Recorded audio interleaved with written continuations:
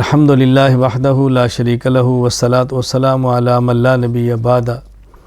حضرت ابو ایوب انصاری رضی اللہ تعالیٰ عنہ فرماتے ہیں رسول اکرم صلی اللہ علیہ وسلم نے ارشاد فرمایا من صام رمضان ثم اتبعہ ستا من شوال کان کصیام الدہر، کہ جس شخص نے رمضان کے روزے رکھے پھر رمضان کے بعد شوال کے 6 روزے رکھے تو یوں سمجھ اس نے زمانے بھر کے روزے رکھے ہیں۔ یہ صحیح مسلم میں حدیث موجود ہے۔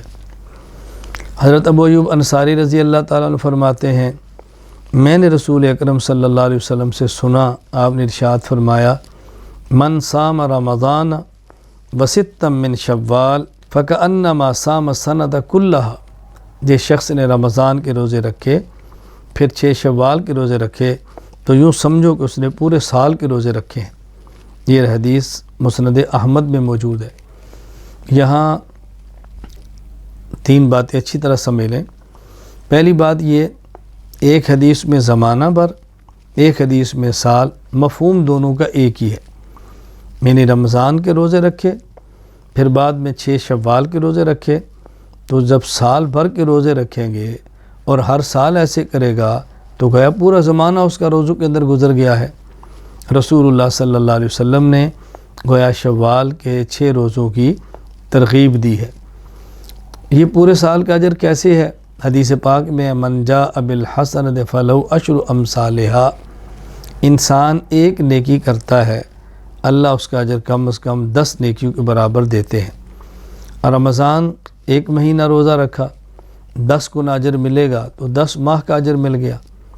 شوال کے 6 روزے رکھے، اس کو یوں سمجھیں کہ 10 سے ضرب دیں گے تو 60 بنیں گے، اور 60 دن کا معنی 2 ماہ ہیں، یوں 10 ماہ اور 2 ماہ ملائیں گے تو 12 ماہ، پورا سال بن گیا ہے۔ تو اللہ تعالیٰ اس کو پورے سال کا اجر عطا فرماتے ہیں۔ دوسری بات یہ سمجھیں کہ اس کا معنی یہ نہیں ہے کہ یکم شوال عید الفطر گزرے تو فوراً 2 شوال سے شروع کر دیں، 2 شوال کو رکھ لیں، 4 کو رکھ لیں، 5 کو رکھ لیں۔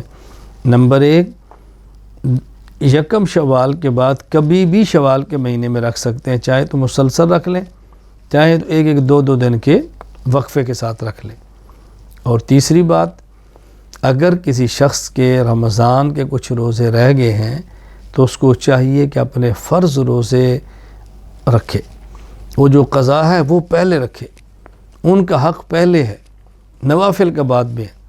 کہیں ایسا نہ ہو کہ 6 نفل کے روزے رکھے اور زندگی وفا نہ کرے، یہ آدمی بیمار ہو جائے اور نہ رکھ سکیں، اس لیے اپنے قضا روزے پہلے رکھیں اور یہ نوافل روزے بعد میں رکھیں۔